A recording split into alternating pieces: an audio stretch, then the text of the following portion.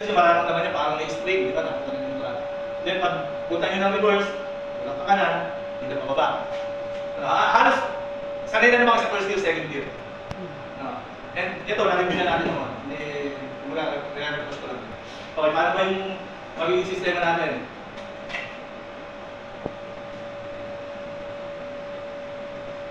Diba dito mayroong bakante. Ito yung waiting shed. Diba? Ito yung papunta ng PO. Ito yung papunta ng yun, sa dulo. Ito yan, direct sa kalabas. Na-reduce na imagine nyo. So dito tayo mag-start. Pagdating dito, meron dito maliit na bakante, na maliit na space lang. Yan tayo mag-maneuver para bumalik. Okay? So, ito yung tatandaan natin. Okay. Sa first, para tayo mapag-change ng gear, ano yung mga requirements? Diba? Naka sa RPM, nakabuelo, speed. So, clutch, brake, first gear, gas, yung sa clutch.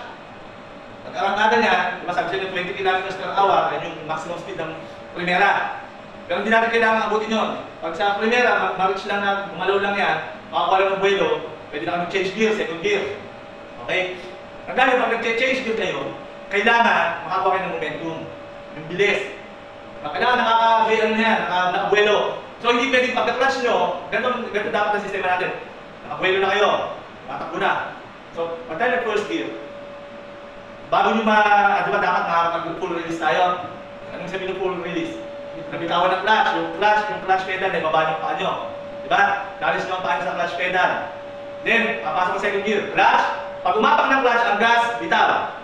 Diba? Pag nakapak tayo sa clutch, dapat ganito ang sistema ng paa natin. Clutch, release ng gas. Habang nakapasok ng gas, nag-release ng clutch. Tama? So, kung tayo naka-first gear, clutch, brake. First gear, gas, release ng clutch. Then, nakakuha ng momentum, may speed na. Pag apak ng clutch, release ang gas. Pasok ng second gear. Pag pasok ng second gear, pasok ng gas, dadaan release ang clutch. So, hindi pwede na mabilis na tayo, then, nakapag-clutch na kayo, then bago nyo bitawan ng clutch, bumabagal na ulit, ang makina mangyayari. Patayo, kung nasa second gear kayo, din nawawala yung momentum. Nagigets nyo?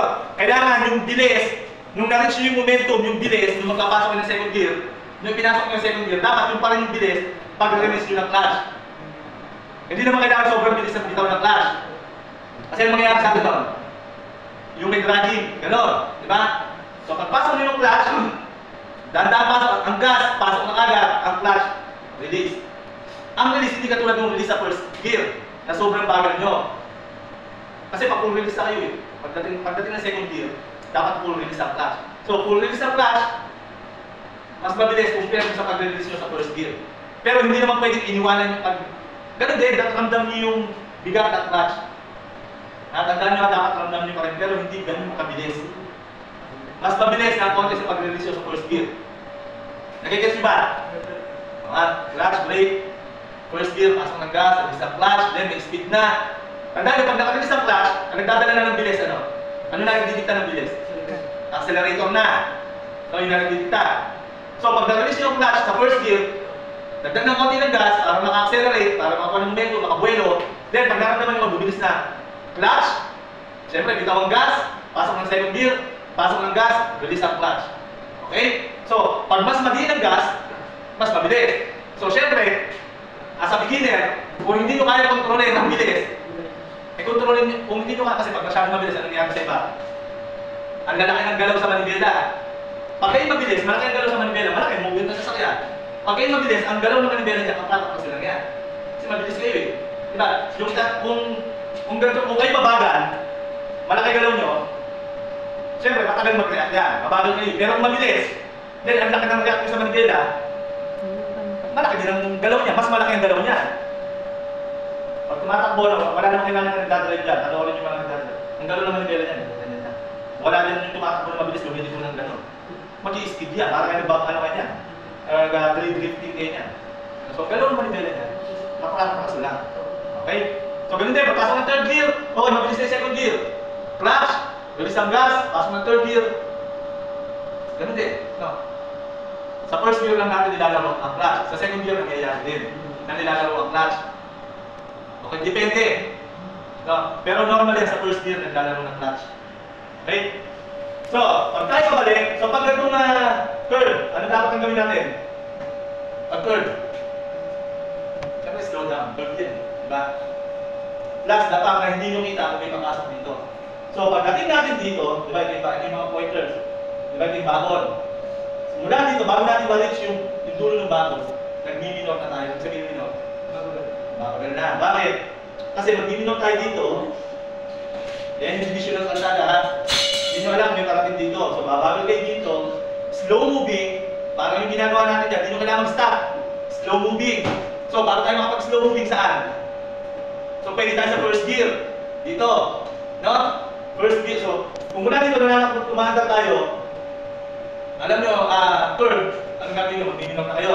Di ba, pag nagbabay, kahit kung nakupira sa inyo. Pag alam nyo, napatigil na kayo, kailangan nyo magbagal, ang ginagawa nyo. Hindi na kayo magpe-pedal, di ba? Hindi na kayo tumitipa. So, anong ginagawa nyo? Nag-pre-wheeling na kayo. So, ganun din yan. Hindi na kayo maggagas. Kasi alam nyo dito na mag-minor na kayo dito. So, pwede na kayo hindi maggas. Meron dyan lugar na dyan yung matatansya yung bilis nyo sa kayo kailangan na hindi maggas. Okay? So, basta ang dapat nyo isipin, pagdating nyo sa area na to, nag-slow moving na tayo, no? Nag-minor na, kasi kailangan natin makita kung may parating o wala. So, saan na muna natin tingin? Halimbawa ng ma-reach natin, itong galing sa kanan o yung galing dito? Sa kanan. Yung kanan, muna diba? So, muna dito, kita nyo na yan, di ba? Bakante naman yan. Di ba? So, mula dito, tignan nyo na kung may paparating sa sasakyan. So, una natin titignan, kanan. So, pagdating dito sa area na to, sisilipin nyo kung may parating. Then, kung wala, so, diretso tayo. So, movie pa rin. Kung meron, stop tayo. Okay? Ito pa ang kailangan nyo tandaan. Imagine nyo may linya yan, hindi nyo kailangan kainin yung linya ito. So, nandito pa rin kayo sa side sa kanan. Di ba? Keep right lagi tayo. Okay? Malinaw? Okay. Tapos dito tayo magmamaniobra. Parang ka magmamaniobra dyan. Ito yung kalsada. Diba? Nagigit? Pag tayo magmamaniobra, hindi nyo kailangan dito tumigil. Abala yan. Kahit saan tayo, itatabi nyo pa rin dito. Tabi nyo muna. Diba natin ito, may bulbulan parang lupa. So itabi nyo muna dito. Then tsaka tayo mag-reverse.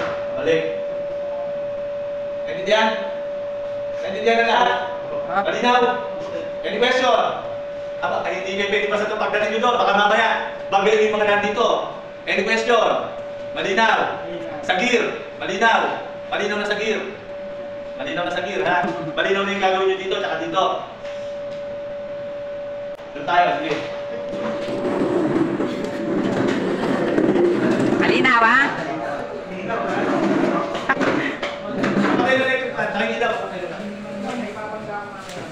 Nagbabangga na tayo. Umpisa na. Kaya,